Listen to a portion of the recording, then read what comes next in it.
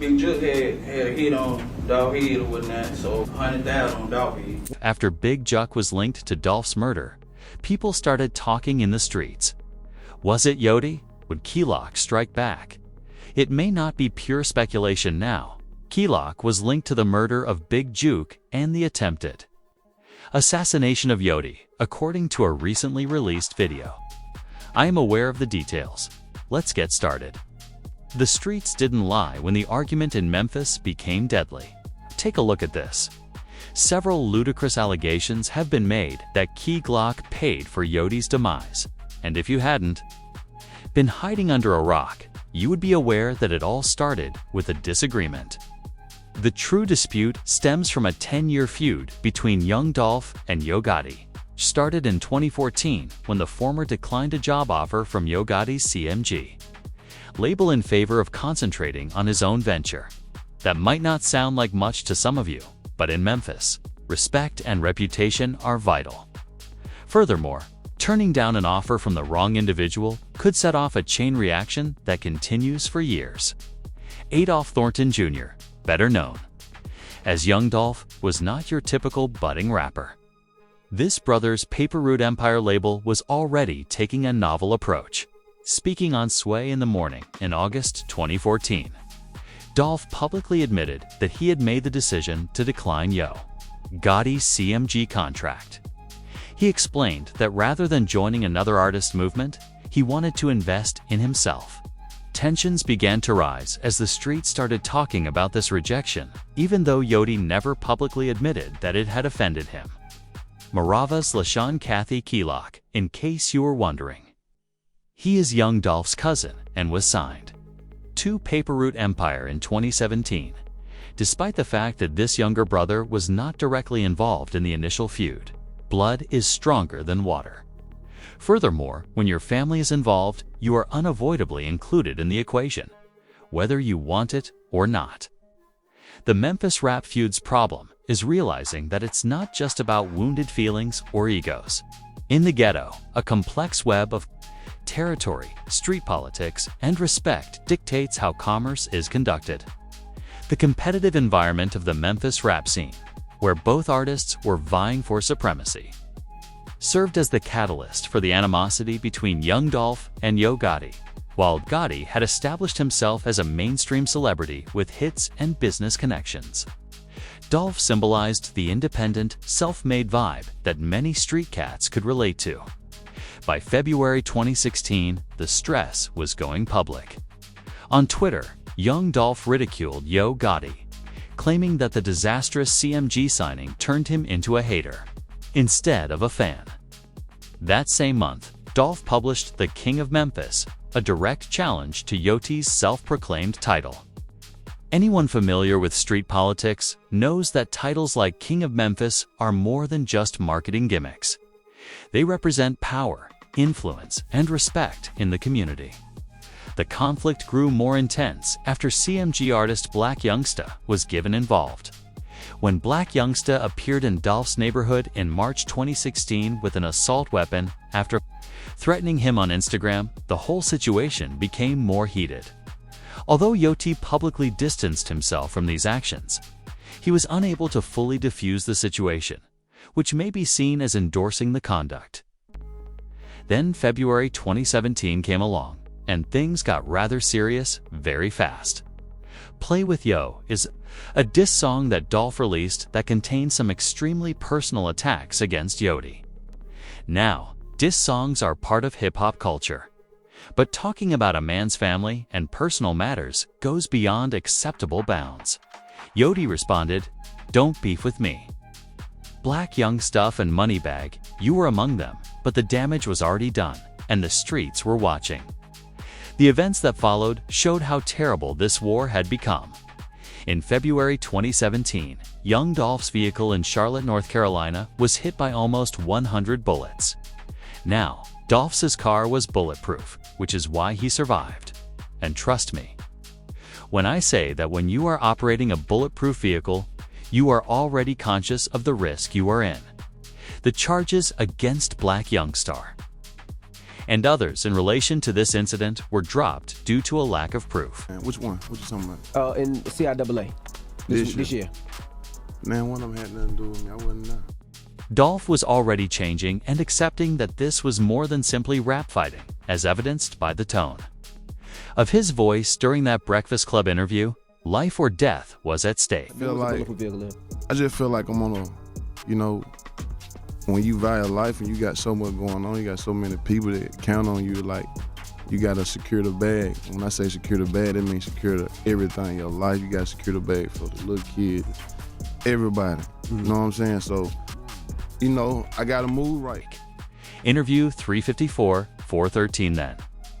In September 2017, the violence escalated even more. Young Dolph was shot multiple times outside the Loews Hollywood Hotel in Los Angeles. The LAPD later denied that Yoti was involved, even though he was first identified as a person of interest and was staying at the same hotel. Memphis resident Corey McClandon was arrested on accusations of trying to kill someone. But again, the streets were left with more questions than answers. The ridiculous thing is that at different times, both performers made public attempts to downplay the severity of their animosity. During interviews, they would sometimes act like it wasn't that serious, but the pattern of violence told a different story. The streets don't lie, so when the gunfire starts, you can't call it entertainment anymore. At this period, Glock starts to gain more significance. Young Dolph's cousin, Glock, a rising star in the Paper Route Empire family, wasn't just an observer. He helped to build and preserve the legacy Dolph was establishing. Following Dolph's death, Glock rose to prominence in the field of public relations, preserving Dolph's legacy while resolving the ongoing dispute with CMG. The conflict between these organizations was not merely a matter of personal animosity. Two different perspectives on how to be successful in the rap industry clashed. CMG symbolized the linked approach of the major label industry, while Paper Route Empire stood for the independent, self-made hustle that appealed to so many people on the streets who believed that the system wasn't intended for them. But this is when the story takes a deadly turn, and that's why we're here today to talk about it. All of this competition, back and forth, near misses, and violent incidents were building to an event that would shake the hip-hop community as a whole. Because on November 17, 2021, Young Dolph walked into Makata's handcrafted butter cookies in South Carolina, Memphis, not to mention that he never survived. What happened that day and what we have since learned about it tells us just how deep this beef really went and how many lives it would ultimately harm. The day the music died, the truth about the hit, and the murder of Young Dolph. On that Wednesday afternoon in South Memphis, Young Dolph was doing what he had done countless times before. He was heading to Makata's homemade butter cookies, a place he often visited to support Black-owned businesses in his community. This was no ordinary location. Dolph was renowned for his commitment to helping out local companies and his wish to give back to Memphis. But this day would change his everyday schedule into a painstakingly planned execution. Nothing was rash, a case of the wrong place, the wrong time, or a chance visit to that cookie shop. Surveillance footage captured Justin Johnson and Cornelius Smith, two men, exiting a white Mercedes and shooting Young Dolph in broad daylight. The cruelty of what occurred continues to haunt everyone who knew Dolph and has followed this story. Young Dolph was shot roughly 22 times, according to the post-mortem report, and had injuries to his arm, neck, jaw, head, and back. Everyone, 22 times. Let that settle in for a while. Here, the objective was not to make a point or deliver a message. Here, the objective was to ensure that Young Dolph never woke up again. At this point, the story becomes much more horrid and intricate. Dolph's brother, Marcus Thornton, was also present at the time of the incident and was hurt while trying to shield his brother. Think about that for a second. Imagine being gunned down while attempting to help your brother and getting hurt in the process. This family has gone through trauma that is beyond our superficial comprehension. The culprit behind this hit was immediately talked about in the streets, but it required years of investigation and a well-reported trial to reveal the entire truth. 4 men were ultimately charged with Dolph's murder. Cornelius Smith, Justin Johnson, Jamarcus Johnson, and Hernandez Goin all pleaded guilty to accessory after the fact. The trial of Justin Johnson, also referred to as straight drop, was one of the most widely followed court cases in Memphis history. The hip-hop scene, the streets, and everyone who thought they understood how deep this hatred really went were all stunned by the discoveries made during that trial. Big Juke had a hit on Dolph head or whatnot, so 100,000 on Dolph head. Cornelius Smith is testifying under oath about what actually happened in those remarks you just heard. Throughout the trial, the prosecution claimed that Anthony Big Juke Mims, Yoti's brother and a prominent figure in CMG, plotted a $100,000 hit on Young Dolph. Let me clarify. This testimony showed how well thought out and planned the whole thing was. According to the testimony, Justin Johnson signed with CMG after Big Juke gave him the hit. Think about that for a second. Get talent to sign to your label by using a murder. That is street politics on a whole new level, going beyond settling. Me and him supposed to be giving Quit 10,000 apiece. I was getting 40, he was getting 40. But here's where it gets even more twisted.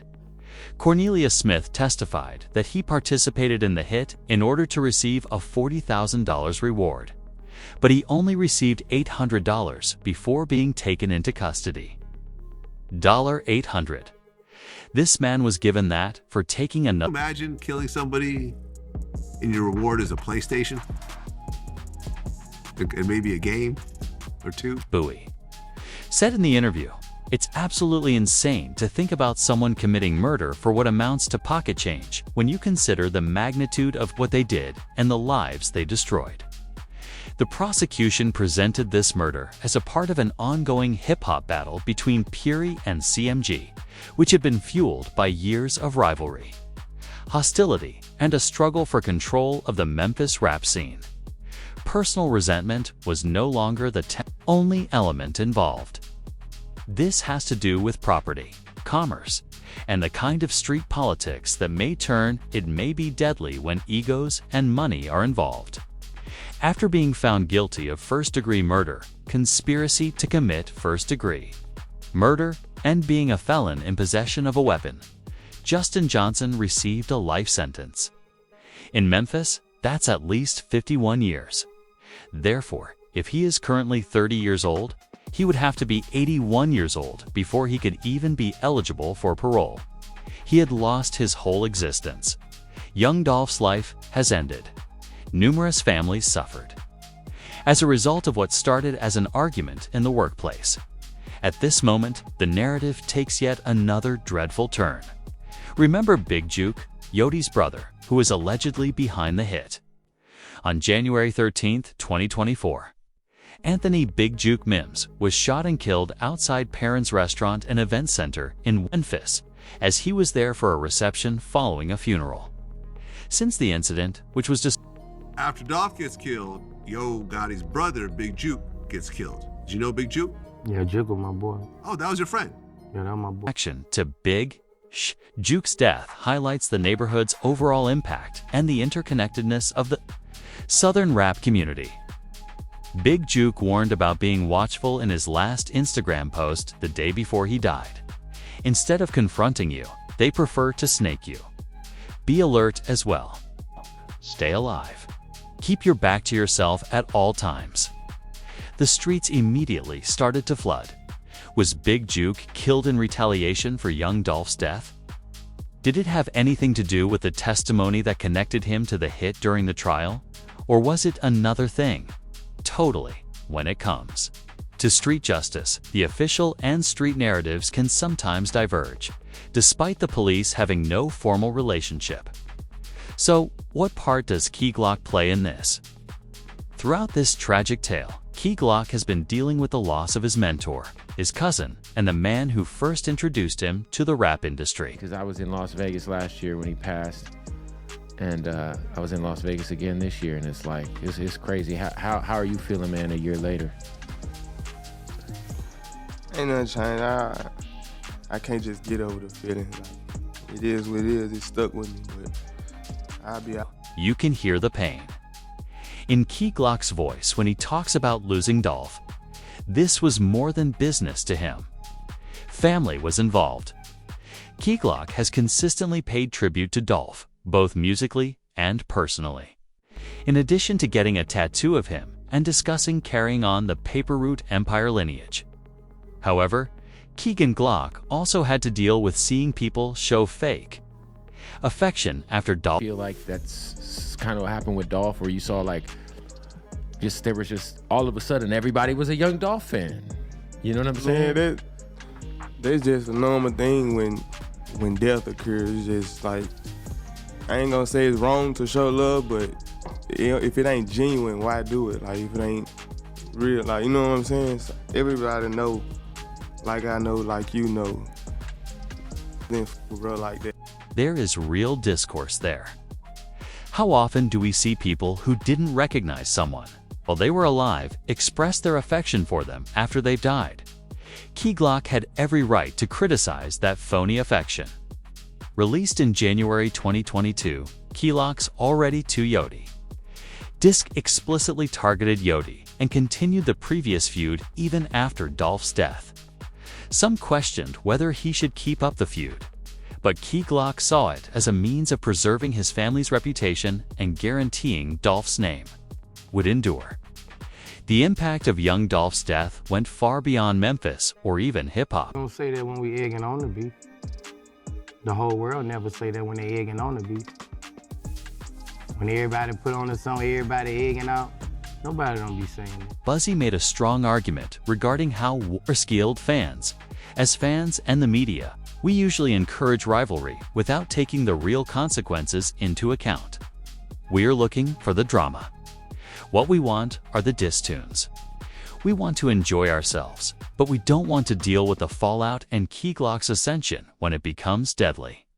Now, we need to talk about what has happened subsequently, how Keegan Glock has carried on his cousin's legacy, and why there is so much misinformation about this, the whole situation. First, let's deal with the obvious problem. There has been a lot of talk on social media about Key Glock being the cause of Yo Gotti's passing.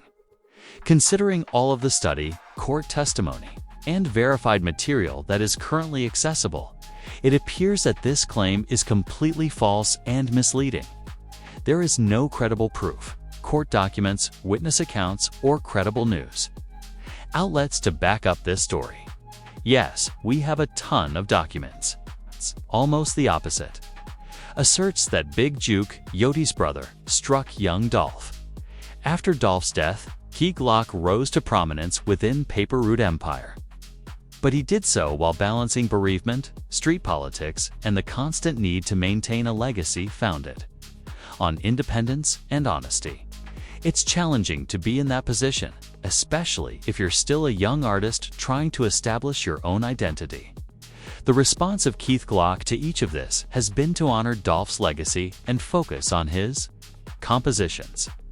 Beyond just making music, though, Key Glock has been vocal in his criticism of the fake love and support that emerged after Dolph's death. In 2022, he debuted on the Billboard Hot 100 with the moving tribute ballad, Proud, which was featured in the compilation, Long Live, Young Dolph. In the interview we heard earlier, Key Glock made it clear that he was able to see through all of the fake sadness and tribute. I feel like the Paper Route way has always just kind of been like, you guys are very much, I mean, obviously, it's always been an independent thing, but like, I feel like you guys are kind of like outside of, like, you know, people do the industry, they play the industry games, and I feel like Dolph and yourself, you guys have always just kind of been on your own island, and like, whoever wants to come with us, we're over here, but we ain't chasing nobody down type. Why chase it? Yeah. Why chase it? Key Glock talks about the Why Chase It strategy, which is based on Young Dolph's playbook. Dolph refused to compromise their vision for broad appeal, ask for features, or pursue industry politics when he launched Paper Route Empire. Key Glock has remained true to that spirit in the face of adversity and grief. Street politics, however, persisted because Dolph was gone. Reportedly, rather than being rejected outright by the music industry, attempts to blackball Key Glock have primarily been fueled by ties to street gangs. Conflicts between Trella Mafia, associated with Yoti's CMG label, and R Rich, and Ruthless, associated with Key Glock's Paper Route Empire, have restricted his ability to collaborate with certain performers. This type of real street politics is beyond the comprehension of most people. It goes beyond simply not liking someone's music. It's about connections, locales, and loyalties that go well beyond music. When certain artists decline to work with you because of your associations or place of origin, it's not about talent or business. That's how street politics may affect your career. Despite these challenges, Key Glock has continued to attain success. His continued success, which includes sold-out tours, performances at significant events like Rolling Loud, and chart success of songs, demonstrates that these challenges haven't completely hindered his career. His continued popularity indicates that any blackballing is more about specific partnership limits than it is about exclusion of the entire sector. The legal side of this issue is still evolving. Even though Justin Johnson was given a life sentence for the murder of Young Dolph, questions remain about who was actually responsible for the hit. Despite allegations against Big Juke being brought to light throughout the trial, Yoti has not been charged or officially participated. There are many unanswered questions because Big Juke was killed before he may have been charged or asked to testify. His passing is seen as a roadway by certain street people, fairness considering Dolph's situation. For others, it was a way to silence someone who might have had more knowledge of the real events. As a matter of fact, we may never really know what killed Big Juke or who was responsible. As of July 24, 2025, Yoti has not publicly discussed the conflict or Dolph's death, presumably due to the sensitive nature of the topic and the ongoing court proceedings. That quiet has a powerful impact because in a society where artists usually respond to any social media post, so staying silent suggests that legal advice is being sought. Meanwhile, Key Glock has been dealing with his own legal troubles. On March, Key Glock was arrested and charged with both drug and firearm possession during a traffic check in Atlanta, Georgia. However, by mid-May 2024, all of the accusations had been dropped, sparing Glock from going to jail. The truth that Key Glock revealed in his arrest on Instagram highlights the significant distinctions between the artists of today and those of the past. They are documenting everything in real time, for better or worse. However, it also shows that he continues to face the kind of legal pressure and scrutiny that comes with being linked to well-known street fights. One of the most important things to understand is the broader impact this entire incident has had on the Memphis rap scene and hip-hop culture in general. I feel like that right now, but when it's egging on, it's all fun and games. When everybody promoting the beef against other rappers, they love it. Well, I hate that rap beef shit, bro. I hate it, bro. I just hate it. I ain't never seen nothing good come from it. Never. Throughout his career, Boozy has seen the real repercussions of street beef. Thus, his comments really resonated. He is not attempting to see in by speaking from the outside. When he claims that this culture of promoting conflict and turmoil can lead to true tragedy, he is speaking from personal experience. Following Young Dolph's death, several hip-hop artists have been forced to reconsider their views on violence and feuds. Having artists like them is the real price of all this violence. How many people miss Dolph, man? And miss Big Juke, man? It fed a lot of people, bro. Like, we just, we is on the outside looking in, we just think about that a couple days and whatever else on social media after that, but They families, they children, they brothers and they cousins. Them people hurt for that shit. Interview 1828-1855, The Families Left Behind. The children who grow up without fathers, the communities that lose positive role models, and the successful business owners who were creating employment and opportunity. Key Glock has had to carry this load while trying to further his career and preserve the legacy of the Paper Route firm. When Glock signed with Republic Records in March 2025, while still affiliated with Paper Route Empire, it was a turning point in his career, still dedicated to furthering Dolph's cause and putting his music above all the tragedy and street politics, as evidenced by this action. On a larger scale, Key Glock's fourth studio album, Glock, which was released on May 2, 2025, is more than just new songs. It represents the continuation of all that Young Dolph sacrificed his life for. Key Glock recognizes the similarities between his predicament and that of other great musicians who were taken too soon because of street politics, as evidenced by the album's title, which is a play on Tupac's alias, Machiavelli. It's interesting to observe how Keith Glock has handled the pressure to keep up the feud instead of focusing on positive progress. Even while he did release Already Know 2 Yodi disc in 2022. He has primarily directed his efforts toward advancing his career and paying tribute to Dolph's memory by achievement rather than ongoing strife. When asked about working with CMG artists during a fan Q&A session in July 2023, Key Glock sidestepped the subject by using a laughing gif. This demonstrates that although the tension still exists, he is managing it maturely rather than making things worse. We have now reached the conclusion of this video. Click on the cards that appear on your screen to view more captivating videos like this one.